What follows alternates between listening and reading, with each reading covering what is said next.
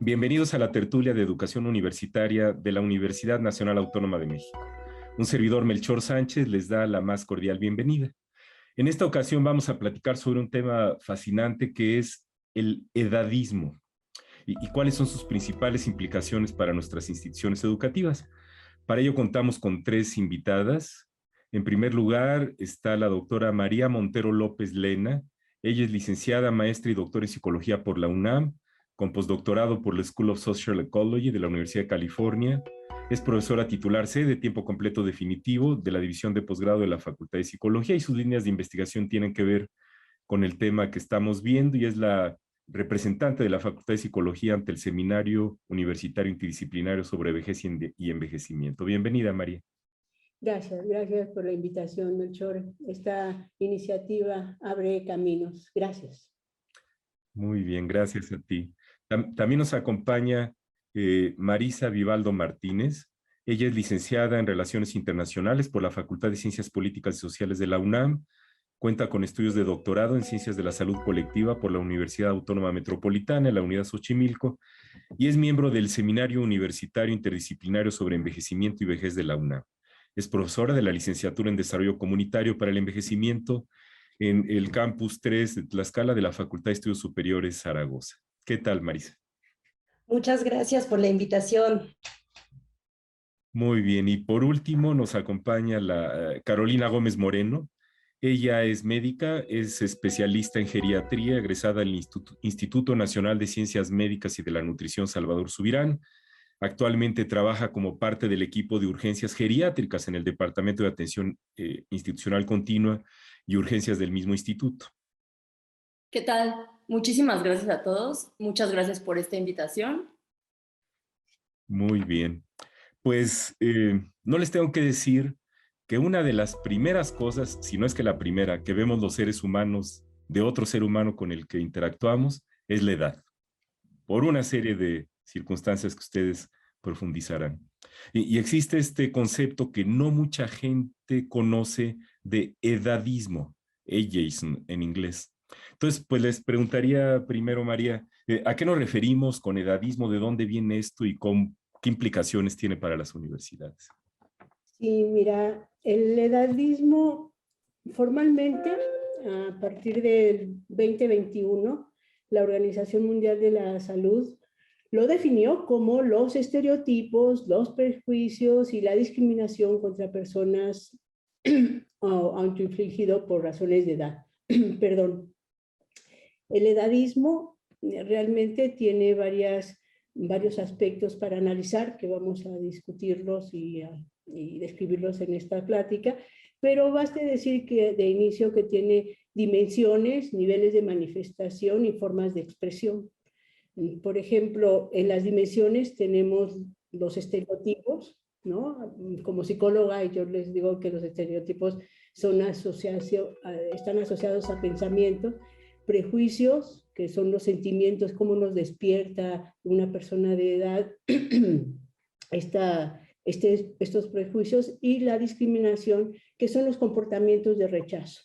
El otro aspecto del edadismo son los niveles de manifestación, que pueden ser institucional, el interpersonal y el autoinfligido. No voy a dedicarme mucho tiempo aquí por razones de hacerlo más fluido.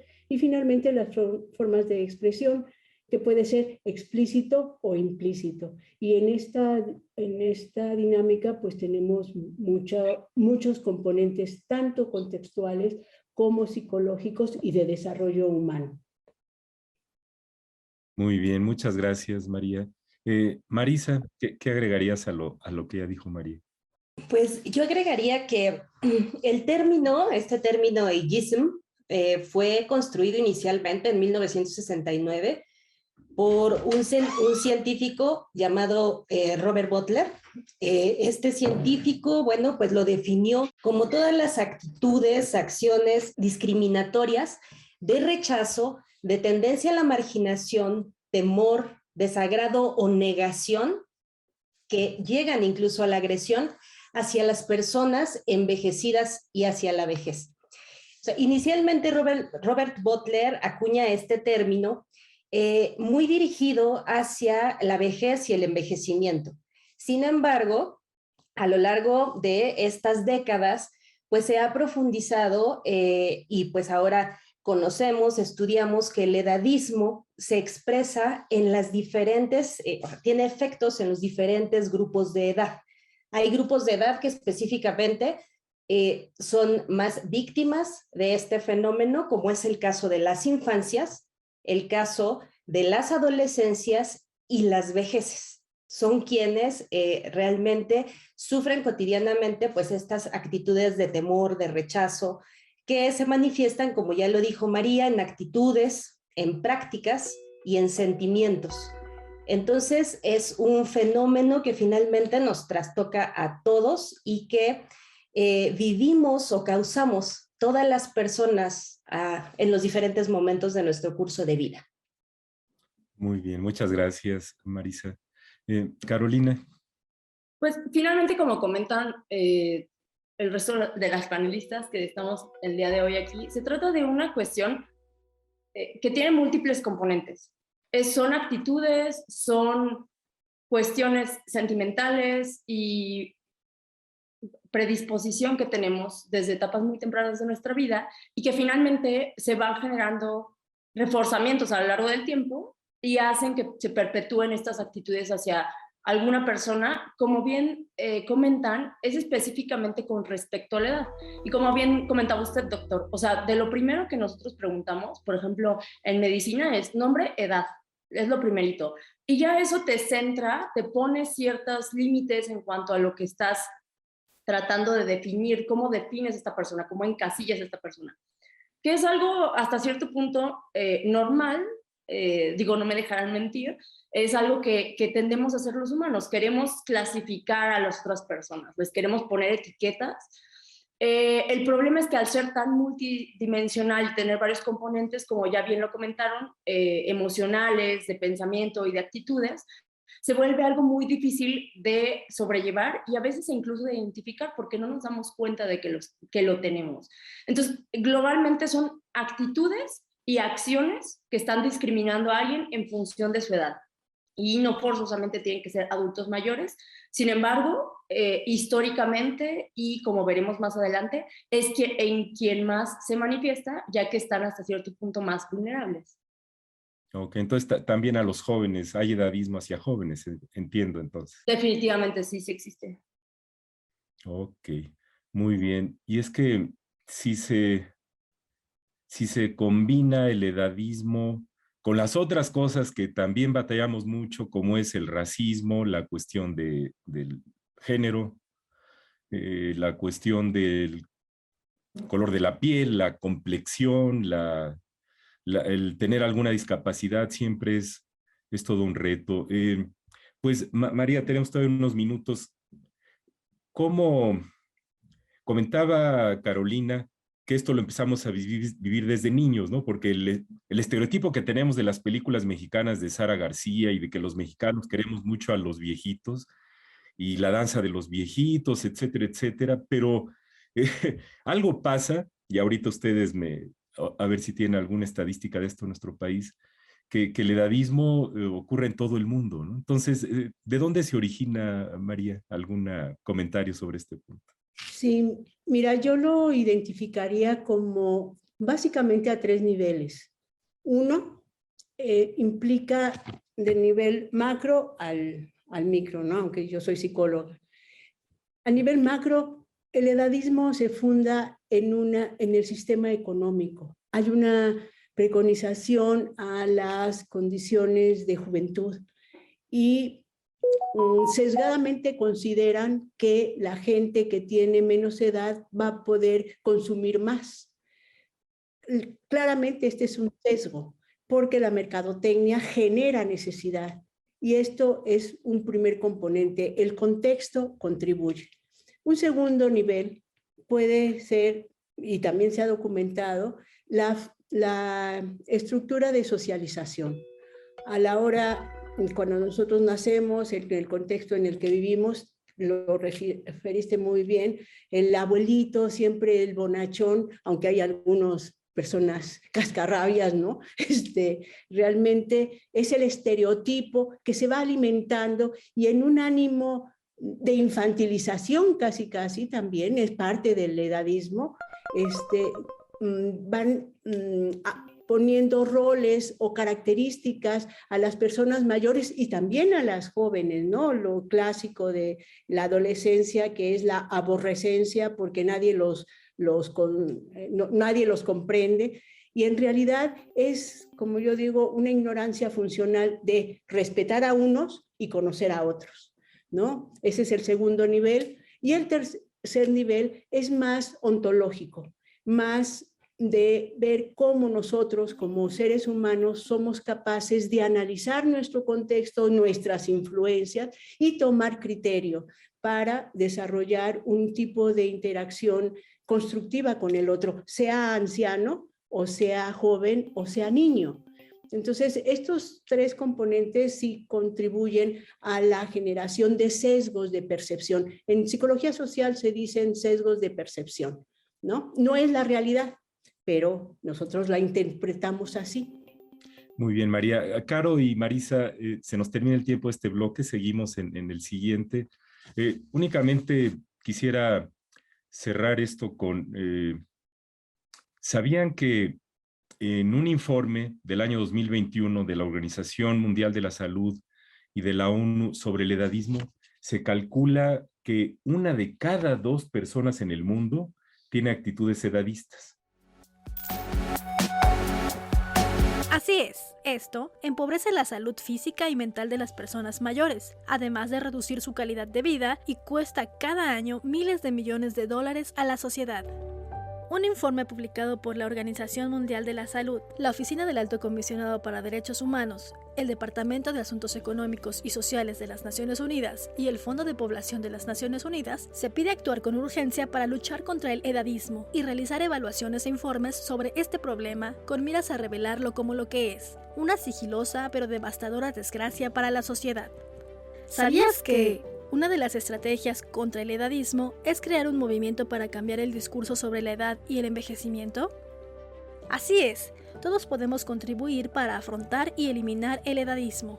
Los gobiernos, las organizaciones de la sociedad civil, los organismos de las Naciones Unidas, las organizaciones de desarrollo, las instituciones académicas y de investigación, así como las empresas y las personas de todas las edades, pueden unirse al movimiento para reducir el edadismo. Al unirnos en una amplia coalición, podemos mejorar la colaboración y la comunicación entre las diferentes partes interesadas en la lucha contra el edadismo.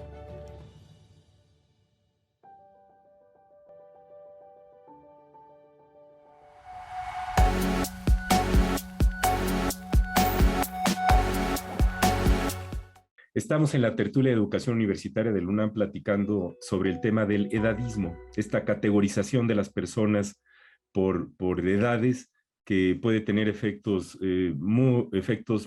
muy adversos y efectos deleterios en la salud de las personas.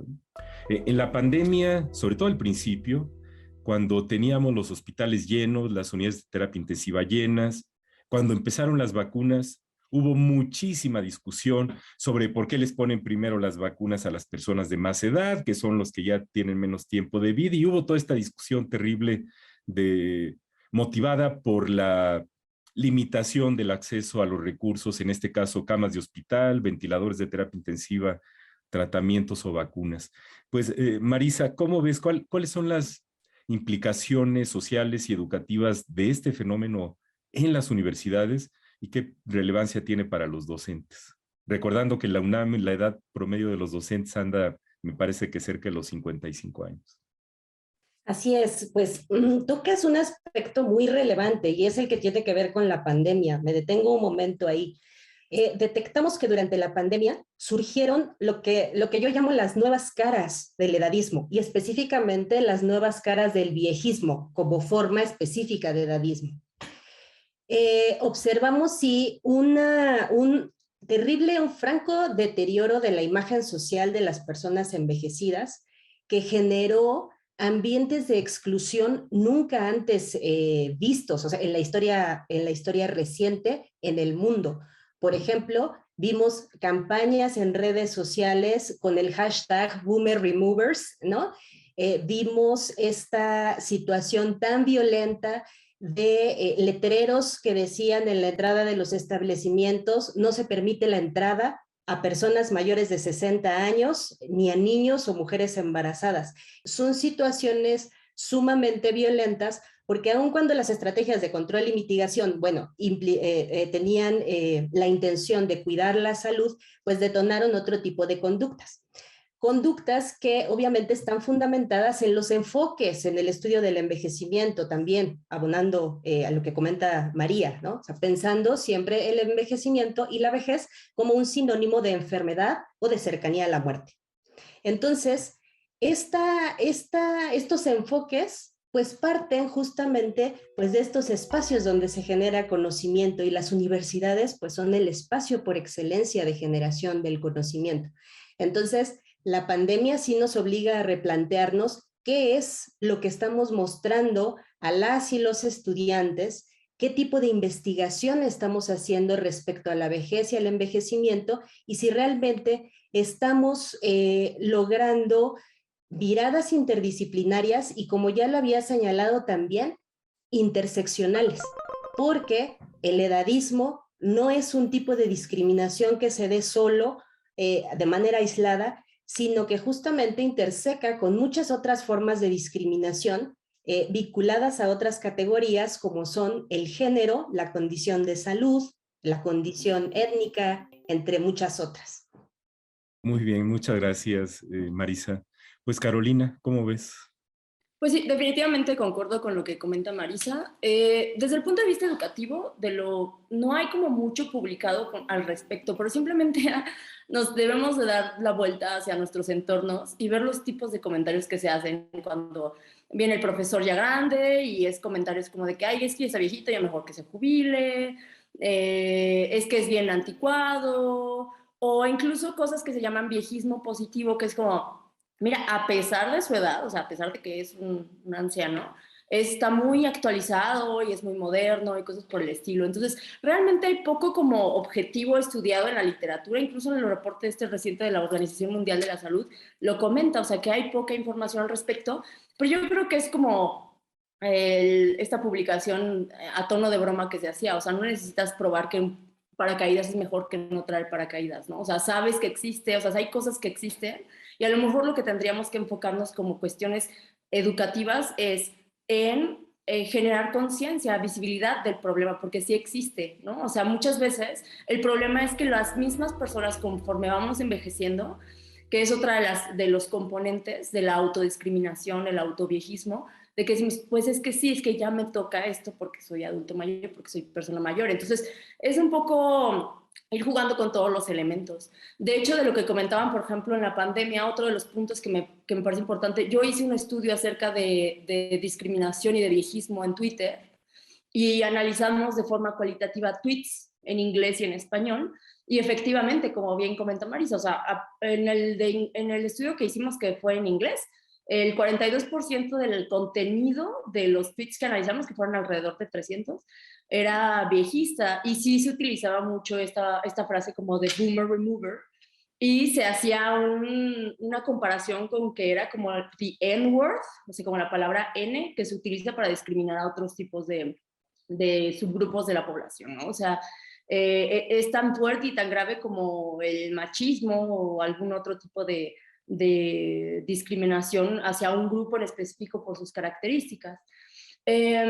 Afortunadamente, y bueno, quiero creer esperanzadoramente, el contenido en español, en Twitter en español, fue marcadamente menos viejista, o sea, más o menos un 25% de los tweets, o sea, la mitad de la otra cohorte. Y mucha de la información que se generó como dos fenómenos, o sea, como este fenómeno viejista de pues ya vivieron lo que tenían que vivir, ya déjenlos ir, etcétera, etcétera. Obviamente no concuerdo con esto, solamente estoy dando ejemplos. Y otro grupo en el que dijeron, que creo que es el enfoque correcto, o sea, esta población es nuestra población, nuestra familia, nuestra gente más vulnerable y es con quien tenemos que enfocar nuestros esfuerzos. Y entonces sí hubo mucho de que yo les llevo comida, información para compartirlo, para que cuidadores, asilos, etcétera, estuvieran en contacto con información al día y correcta acerca de la pandemia. Entonces, si bien hasta cierto punto se puede considerar también algo de discriminación, pues tiene efectos más positivos que esta otra parte. Entonces, creo que hay que generar conciencia e identificarlo en todos los ámbitos, no únicamente en el educativo. Muchas gracias, Carolina. María. Pues yo, respecto a esta pregunta de qué pasa en nuestro ámbito universitario y en el ámbito más amplio, yo te diría que deberíamos actuar como recomienda la ciencia y también el CEN. Primero hay que observar. No podemos reconocer nada si no observamos. Y una vez que observemos los componentes, las manifestaciones, ya avanzamos un poco, ¿no? Pero hay que observar y después hay que reconocernos. Lo que decía Marisa de las muchas vejeces, ¿no? O lo que decía Carolina respecto a cómo se manifiestan las comunicaciones en los medios como tweets. Hay que reconocer esas manifestaciones y después analizarlos, porque el análisis nos va a permitir encontrar las aristas que hay que limar o los componentes que hay que fortalecer o disminuir. Una cosa bien importante, retomando el aspecto de la pandemia, es que también dentro del sesgo del edadismo, recuerden que el edadismo, y esto es parte de este programa, recuerden que el edadismo no es solamente para la gente mayor, también hay edadismo hacia los adolescentes y hacia los niños, y eso, observarlo y juntarlo, integrarlo, nos compromete a hacer un esfuerzo sistemático desde el núcleo primario, que es la familia, pasando por la escuela, que es el núcleo que oficialmente nos enseña, y extendiéndolos a la comunidad. Entonces, yo creo que sí es importante considerar estos elementos, ¿no? que intervienen en los sesgos. No son los mismos sesgos del edadismo hacia la gente mayor que hacia la gente adolescente. No se les da crédito a los adolescentes porque no tienen criterio, y menos a los niños. Cuando hay evidencia, por ejemplo, respecto al criterio o respecto a la comprensión, que los niños antes del conocimiento, del manejo verbal, ya entienden, ya comprenden. Ojos, padres, ¿no? Porque ese es el punto. Debemos difundir el conocimiento científico y educar a la población de que el conocimiento basado en evidencia sirve. Y sirve para modificar conducta, y sirve para mejorar nuestra calidad de vida. Entonces, yo creo que este es el reto que tenemos en la universidad, y que esfuerzos como los que se han generado desde el SUYEF, desde la misma rectoría, ayudan, al menos en el sesgo hacia la vejez, reducirle el asunto del infantilismo, por ejemplo, hacia los adultos mayores, que es una forma de faltarle al respeto elegante, pero es faltarle al respeto a la gente mayor, porque pueden decidir, mientras puedan decidir, es su derecho, ¿no? O hacia los niños, no minimizarlos, porque ellos pueden tomar decisiones, pueden pensar, y sobre todo enseñarles a gestionar emociones para manifestarse de manera libre y clara, ¿no? Entonces, yo creo que es una muy buen desafío a nivel universitario el que estamos enfrentando. Y la última idea, no tenemos todavía investigación porque es la primera vez en la historia de la humanidad que tenemos 4 generaciones conviviendo. Tenemos que aprender, por eso es tan interesante y tan enriquecedor. Vamos a poner buenas bases para poder convivir mejor en un mundo equitativo, ¿no? Así es, muchas gracias. Muchas gracias, María. Pues es que haciendo memoria, hace ya más de 20 años, en el año 2000, recuerdo que en la Escuela de Medicina se nos decía mucho de que se venía la inversión de la pirámide poblacional, que iban a predominar las personas de mayor edad, que íbamos a dejar de ser necesarios los pediatras y que se iban a requerir muchos geriatras, pero ya en el siguiente bloque a ver si Carolina nos comenta algo, porque pues sigue habiendo muy poquitos geriatras en México. Carolina es una muestra de ese grupo de personas que se dedican a esto, pero en las motivaciones de los estudiantes de medicina que buscan especialidades, no está mucho en el radar. Es todo un reto, como ya comentaron ustedes, y en las universidades los docentes somos muy dados a infantilizar a los estudiantes. Sí, todas las pláticas que tenemos en el pasillo o a la hora del café, con alumnos del bachillerato, casi les decimos los niños y las niñas de mi grupo, ¿no? Inclusive con estudiantes de licenciatura y a veces de posgrado nos referimos a ellos en términos pues de inmaduros o de que están muy jovencitos, todavía no saben nada de la vida, lo cual es totalmente absurdo, ¿no? Y parte de todo este reto es que, caray, ya tenemos varias décadas para prepararnos para esto y es buen momento que la OMS y la ONU están poniendo esto de nuevo en el escenario para alinearlo con los objetivos de desarrollo del milenio. Pues les agradezco muchísimas participaciones. A continuación, escucharemos a una especialista, Esther Sitges Macía, de la Universidad Miguel Hernández de Elche, de España, sobre cómo puede impactar el edadismo al profesorado de las universidades.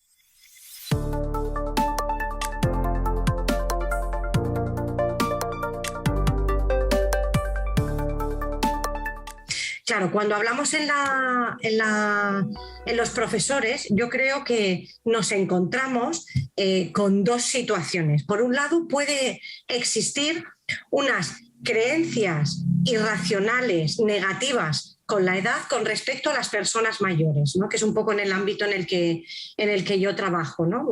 Pueden los profesores pensar que aquellas personas mayores que quieran acceder a la universidad, pues no van a poder hacerlo porque tienen el estereotipo, la creencia de edad, que los mayores no son más rígidos mentalmente, que no tienen capacidad de aprender, ¿vale? Entonces esa podría, yo creo, que influir en ese aspecto por parte de los profesores hacia las personas mayores. Pero también puede existir ese edadismo por parte de los profesores hacia los jóvenes, que yo creo que también en alguna ocasión ocurre, ¿no? El englobar a todos los jóvenes, ¿no? Como por el simple hecho de ser joven, eres una persona, pues, que puede ser más informal, que eres menos seria, que te tomas menos en serio las cosas, que no vas a estudiar lo suficiente, que no te vas a aplicar, que eres más irresponsable, ¿vale? Es decir, yo creo que como profesores hemos de eliminar, bueno, como profesores y como personas en general, ¿no? Yo creo que todos los prejuicios asociados a cualquier cosa, y en este caso en el que estamos hablando hoy de la edad, se deben de eliminar, ¿no?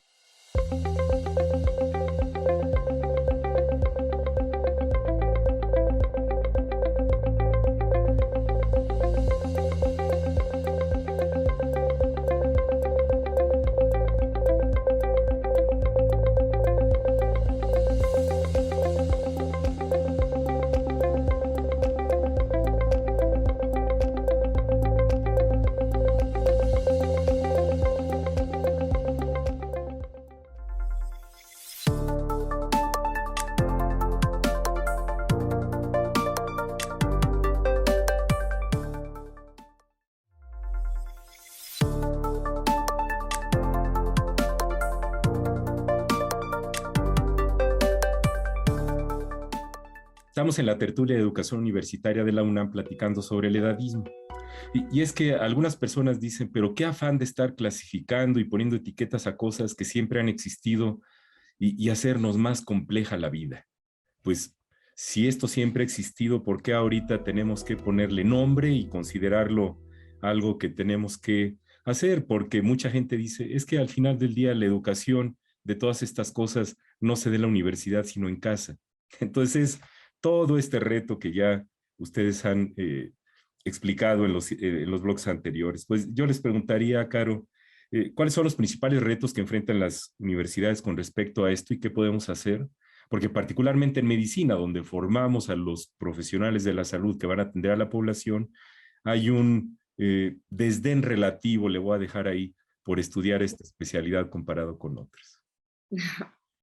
Pues sí, o sea, definitivamente sí existen sesgos. O sea, existe esta percepción de que las vidas mayores son menos importantes, que no debemos olvidar que justamente lo del edadismo sí va para los dos lados. Se los puedo decir yo como geriatra de mujer y joven, no siempre mis adultos mayores son lo más comprensivos cuando a la hora de darles informes y darles recomendaciones, a veces es difícil, es para los dos lados.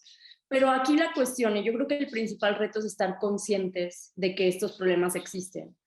Y el hecho de que previamente, en generaciones anteriores, en años anteriores, se considerara que algunas actitudes fueran correctas, no quiere decir que las percepciones o las actitudes no puedan cambiar. Finalmente, debemos de recordar que nuestra impresión de qué es ser viejo o qué es ser joven es un constructo, es algo que sí tiene ciertos determinantes biológicos, pero también tiene mucho componente social y cultural. O sea, vamos, no existe un día en la vida de una persona que súbitamente ya te despiertes y todas tus capacidades biológicas ya son de una persona mayor, ¿no? O sea, esto se va dando de persona a persona a lo largo del tiempo y depende de muchas cosas. Entonces tiene distintos determinantes y a veces es una cuestión cultural. Como antes, por ejemplo, yo pongo este ejemplo. Antes había muchas conductas que se consideran en este momento inaceptables porque son conductas machistas, ¿no? O discriminatorias, por ejemplo, no sé, homofóbicas o de algún otro tipo. Y hoy por hoy, o 2022, se consideran pues de mal gusto, o sea, no son aceptables y siempre hay quien se queje y quien alce la voz al respecto. Pero esto no fue un cambio de la noche a la mañana, ha sido algo gradual de cómo nosotros como sociedad hemos decidido que estas conductas no son aceptables. Entonces, el tener este cambio gradual y el estar insistiendo, por ejemplo, yo con los residentes con los que me toca trabajar, estar insistiendo y llamarles la atención, no de forma grosera, pero sí sacar a colación de por qué dices estos comentarios, por qué te da flojera atender al adulto mayor, o sea, no normalizarlo, o sea, quitarle la parte de normal, así como hemos hecho esfuerzo de quitarle la normalización, por decirlo de alguna manera, a ciertas conductas que realmente sabemos que son nocivas para varios grupos de nuestra población, de nuestra sociedad, es lo mismo, es estar insistiendo. Entonces, el reto y me parece que la responsabilidad de las universidades es que al igual que han hecho un esfuerzo en visibilizar otros tipos de discriminación y en dejar en claro y en vocalizarlo y ponerlo enfrente de todo el mundo de que no está bien esto, de igual manera yo creo que es lo que sigue, ¿no? O sea, visibilizarlo, poner evidencia de que no está bien, de que nos hace daño y de que no está bien, y eventualmente se convertirá como otros tipos de discriminación, no únicamente en las universidades, sino también en los hospitales, en las escuelas de medicina y en otros ámbitos, como algo que no es aceptado, que es de mal gusto y que culturalmente no se ve bien, y eso ayuda a que existan cambios y modificaciones hasta en nuestra forma de actuar y de hablar. Muchas gracias, Caro. María, ¿qué más pueden hacer nuestras instituciones de educación superior? Pues la ONU dice que hay que hacer pruebas científicas y justificar los datos, depurar los datos y las investigaciones. Y esto que decimos, ¿no? Cambiar el discurso. Eso es a nivel institucional. Pero yo creo, humildemente, como académica, yo creo que debemos ratificar nuestro compromiso de formación y de modelamiento. Nosotros debemos empezar nosotros mismos evidenciando que el envejecimiento, como bien dice Caro, ¿no? No es de instantáneo, es un proceso. Y es un proceso que se puede alentar como se alenta el glaucoma, ¿no? No porque te dicen que ya tienes glaucoma, ya te vas a quedar ciego. Tiene su tiempo. Entonces, hay mucha ignorancia funcional en la población y esto es responsabilidad de las universidades y de las instituciones reducirlo a través de qué, no de gacetas que son buenas, sino de nosotros como ejército de transformación. Durante la pandemia se vio que si nosotros éramos facilitadores de contención para la salud mental en las crisis, o éramos también facilitadores para las vacunas, los médicos se fueron como infantes de infantería, ¿no? de primera línea.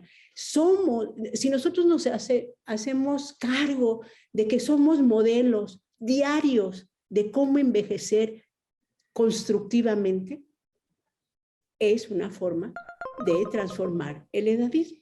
Entonces, hay que hacer cuadros especializados. ¿Con responsabilidad académica? Sí. ¿Con responsabilidad disciplinaria? Por supuesto. Pero también hay que ser congruentes con nuestro modelo. También yo creo que debemos desarrollar modelos contextuales. Ya lo decía Marisa, hay muchas vejeces. No hay una sola vejez. Los telómeros todos se acortan, todos.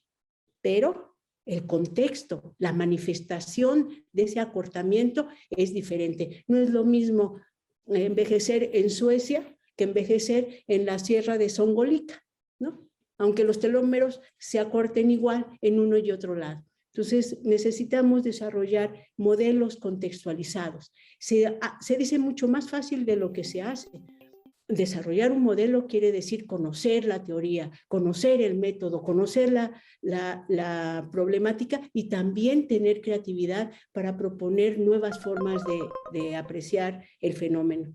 Y finalmente, digo, desde mi humilde punto de vista, hay que proponer políticas públicas que no se vea clásica, los tomadores de decisión, cuando bien les va, contratan a un asesor. No, señores, nosotros desde la academia, el conocimiento basado en evidencia en todo el mundo es efectivo y nosotros deberíamos ser congruentes con eso. Las políticas públicas están basadas en la evidencia que nosotros como psicólogos, como médicos, como trabajadores sociales, como politólogos, podemos documentar. Ese es nuestro trabajo como académicos y deberíamos trascender esa barrera de decir, el político está allá y nosotros, academia, elefante blanco, estamos acá.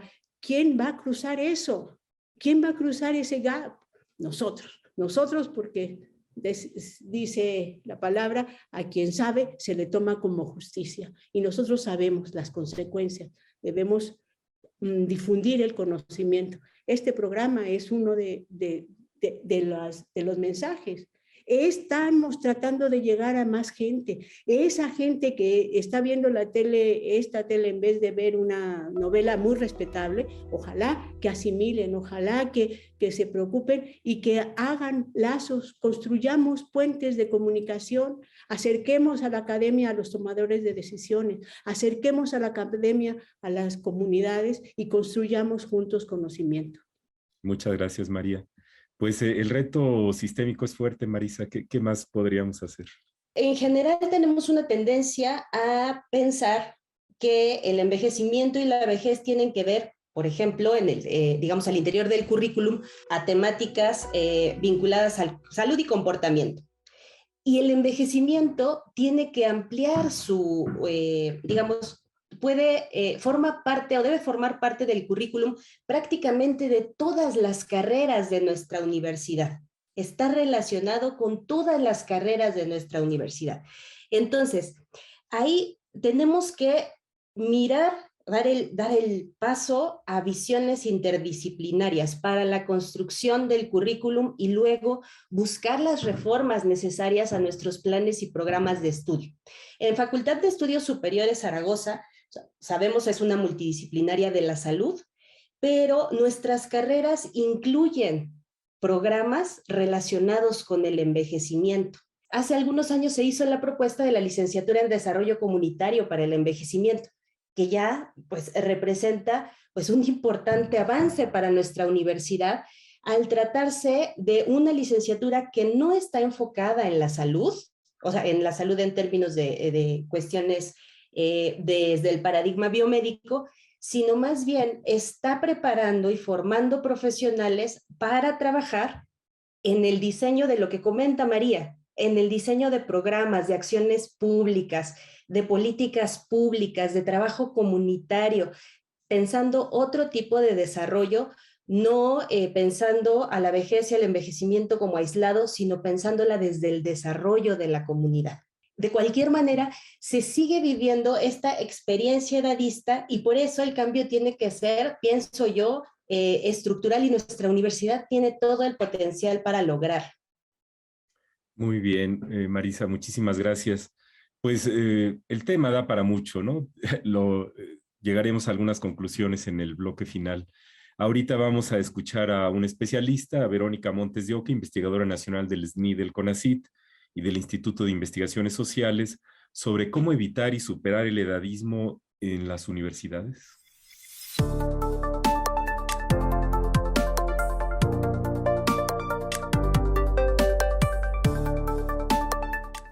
¿Cómo superar todo esto? Bueno, tenemos primero que ser muy conscientes de que podemos tener conductas edadistas, es decir, conductas que discriminan a las personas por la edad, sean por jóvenes o sean por adultas o adultas mayores. Si recordarás, hay algunos letreros para personas que están buscando trabajo que dice no mayor de 40 años, por ejemplo, ¿no? Esas son actitudes edadistas, ¿sí? Porque ya están calificando a la persona en función de su edad y no de sus capacidades.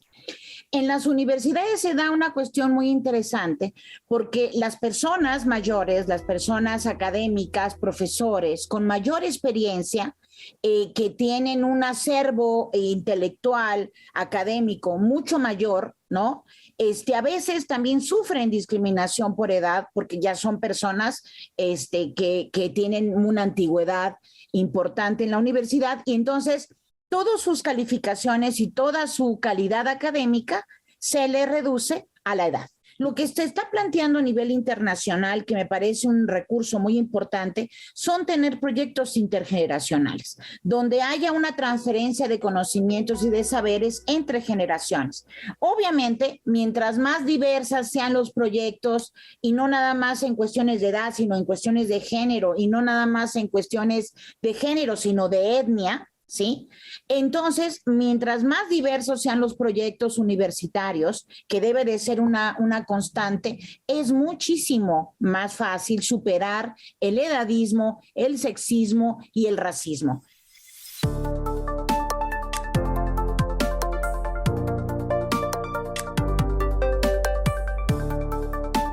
Estamos de vuelta en la tertulia de educación universitaria de la UNAM platicando sobre el edadismo. Recuerdo en un curso de educación médica de formación docente para profesores de medicina hace unos años, hicieron que nos pusiéramos tapones de algodón en los oídos, que utilizáramos lentes que estaban opacos, que nos pusiéramos guantes y una serie de artilugios para tratar de sentir lo que siente una persona de edad avanzada y poder empatizar con ello, ¿no? No es nada sencillo. Entonces, y ya vemos que es en los dos polos. Yo como pediatra, en nuestro país, mágicamente la edad pediátrica se acaba a los 15 años de edad y ya el sistema de salud les dice adiós, ya eres adulto y a ver cómo le haces. No hay esta pediatría transicional y faltan muchísimos especialistas en medicina del adolescente, que son de los pacientes más complicados de atender, así como nos hacen falta geriatras. En fin, es todo un reto. Pues Marisa, algunas reflexiones finales. Pues mi reflexión sería más bien una invitación al auditorio a que repensemos y cuestionemos la manera en la cual sentimos, cuestionemos aquello que pensamos y la manera en la que actuamos cuando estamos frente a la vejez y hacia el envejecimiento. Tratemos de analizar nuestras actitudes, comportamientos, prácticas viejistas, todos las tenemos, no porque seamos malas personas, las tenemos porque ya están culturalmente, son aceptadas y las tenemos introyectadas, no nos damos cuenta, pero sí podemos cuestionarlas a partir, por ejemplo, de esta información que obtuvimos hoy en este programa, ¿no? Sabemos que el edadismo existe, sabemos ahora que es un problema. Pues cuestionémonos por qué nos reímos, por qué nos burlamos cuando alguien habla de la edad, por qué hacemos sentir menos al otro, o por qué consideramos que hay una cierta edad en la que podemos tener poder sobre los demás. Entonces, primero que nada, pues ese cuestionamiento personal, y también como universitarios, pues pienso que es muy importante abrir nuevas líneas en la investigación educativa para ver cómo tenemos que mejorar, cómo podemos mejorar el currículum. ¿Qué estamos haciendo porque a veces pensamos, ¿no? Las personas están vacunadas para no vincularse con ciertas temáticas, los médicos para no ir a geriatría, los odontólogos para no ir a odontogeriatría, las enfermeras para no ir tampoco a cuestiones relacionadas con envejecimiento? ¿Por qué? Y muchas veces tiene que ver con la formación del docente. Entonces ahí tenemos un área muy importante en la cual podemos trabajar como universitarios e ir abonando para la inclusión de esta temática, además en otras carreras tan importantes como lo son pues las que se dan en Facultad de Ciencias Políticas, en Contaduría y Administración, en Facultad de Derecho, en las ingenierías. Hay tantas carreras de la UNAM, arquitectura, que requieren componentes de envejecimiento, que pues tenemos una gran oportunidad para trabajar ahí. Muy bien, Marisa, muchas gracias. Caro. Pues yo concuerdo mucho con lo que comentan. O sea, yo creo que el primer paso es reconocer que existe el viejismo y reconocernos viejistas. O sea, yo creo que es algo que es una realidad. El segundo punto es no ser tan duros con nosotros mismos. O sea, somos viejistas, así como mucho tiempo hemos sido machistas a veces, o hemos sido, tratamos de discriminar a otras personas, porque es algo social y es algo cultural que se ha creado y que se ha tardado décadas en estarse formando, y que lo tenemos dentro de nuestras actitudes. Y así como nos ha tardado años identificar los efectos adversos, posiblemente también nos vaya a tomar algo de tiempo en modificarlo e identificar la forma de modificarlo de manera adecuada. Pero ya que tenemos estos dos pasos, yo creo que ahorita ya el conocimiento acerca del edadismo, del viejismo y otras formas de edadismo, es lo suficientemente completo como para que ya demos el paso a, ok, ya sabemos que está mal, y ahora tenemos que hacer el cambio. Y hacer el cambio desde nuestra perspectiva personal, nuestro círculo social, nuestro círculo profesional, pero también el incluir a los que toman las decisiones y estos cambios estructurales en que las carreras, no únicamente las carreras médicas desde la perspectiva de la cual yo hablo, sino todas las carreras ya incluyan de forma obligatoria esta perspectiva. O sea, es que es una realidad que ya no podemos modificar. Y así como incluimos otras cosas que consideramos que son fundamentales para la calidad de la atención de la población con la que nos toca convivir, a la que nos toca atender desde distintas perspectivas, los adultos mayores y también, o sea, en otros grupos poblacionales, como usted bien comentaba, doctor, jóvenes, adolescentes, se requiere tener todas estas perspectivas. Entonces, es el momento de hacer cambios estructurales. Bien decía mi jefe en urgencias que la mejor manera de ver un cambio es hacerlo. Y definitivamente él, por ejemplo, dio el paso en incluir todo un programa de urgencias geriátricas como novedad en el Instituto Nacional de Nutrición. Y a raíz de ahí se ha dado realmente un cambio en la perspectiva que hemos podido cuantificar. Y yo creo que eso es algo, únicamente un ejemplo. Lo que comenta Marisa de lo que están haciendo en su facultad me parece maravilloso, y creo que es el momento en el que el resto de las facultades del país, el resto de las instituciones del país se suban a esta iniciativa, porque es necesaria. O sea, creo que más que justificada está, sabemos que existe y es el momento de hacer las modificaciones en nuestra sociedad. Muchas gracias, Caro. Sí, es como dicen, pues todos estamos envejeciendo, ¿no? No nos estamos haciendo más jóvenes. Es el proceso de crecimiento y desarrollo es unidireccional y tiene pues ese desenlace que ya todos conocemos, que es tan seguro como los impuestos. Entonces, es todo un reto. Una de las cosas que plantea el reporte de la OMS es la importancia de hacer intervenciones de contacto intergeneracional. No sé, María, si quisieras comentar brevemente algo sobre este punto que se me hizo muy importante, ¿no? Sí, total y absolutamente documentado ya está, porque en Europa se inició con estos modelos de combinar a la gente mayor con la gente más joven, con niños. ¿Por qué? Porque los niños son vida, parece eslogan, pero es así, el poder observar, y esa es una habilidad del viejo, observa. El niño se sorprende, pero esa interacción hace que se nutran los lazos. La sonrisa de un niño evoca la sonrisa del adulto. Y es interesante, pues nosotros, ustedes como médicos saben que tenemos, células espejo, ¿no? Entonces, eso ayuda a una interacción positiva y incrementan las endorfinas, incrementa el sentido de bienestar, incrementa ese sentido de ser en el mundo para la gente mayor y para los niños. Tienen una como guía, no solamente se caen por caerse, el adulto les explica por qué se cayeron, le da la sobada mágica de un beso, y sobre todo si es una interacción abuelo-nieto, es mágico. ¿Por qué? Porque es el vínculo. Nosotros somos mamíferos que dependemos afectiva, física, socialmente del otro. Si tenemos esta conciencia, la interacción intergeneracional es un ganar-ganar para ambos bandos. El punto es hacerlo con estrategia. No es solamente meterlos, no, para nada. Es tener para eso sirve el conocimiento basado en la evidencia. Hay que tener etapas, hay que facilitar actividades, hay que reforzar al adulto, pero también al niño y al adolescente, que es el que tiene el vínculo. Entonces, solamente quería decir eso. Como ven, es todo un tema y tenemos muchos retos, mucho trabajo por delante en este sentido. Marisa, muchísimas gracias por acompañarnos. Muchísimas gracias por la invitación y sigamos reflexionando sobre el edadismo. Es un tema que nos debe ocupar a todos. Claro. Carolina, pues muchas gracias por aceptar la invitación y participar el día de hoy.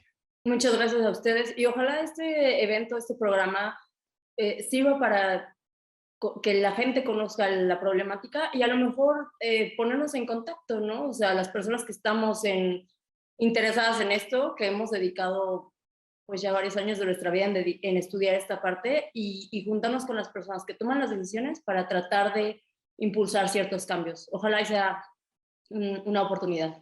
Muy bien, Caro, muchas gracias. Y María, pues muchas gracias por tus intervenciones. Gracias y tomemos el reto con pasión. Así es. Bueno, el edadismo es un reto que hay que enfrentar individual y colectivamente. Y pues yo nada más quisiera cerrar el programa con otra frase precisamente de Gabriel García Márquez, de 100 años de soledad, con la provocadora frase que dice: el secreto de una buena vejez no es otra cosa que un pacto honrado con la soledad. Muchas gracias y nos estaremos viendo en una siguiente tertulia.